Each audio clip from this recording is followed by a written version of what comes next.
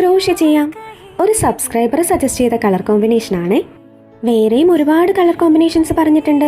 ഓരോന്നോരോന്നായിട്ട് ചെയ്യാം.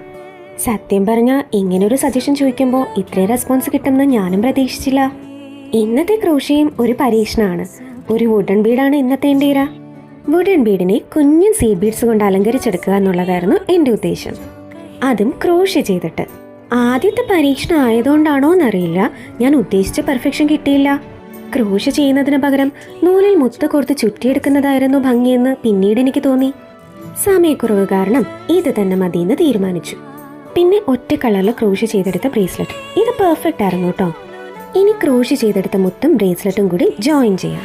പിന്നെ ഇതിന് ഞാൻ കൊളുത്തൊന്നും വെക്കുന്നില്ല കേട്ടോ. ഇതൊരു വള പോലെ യൂസ് ചെയ്യാവുന്ന മോഡലാണ്.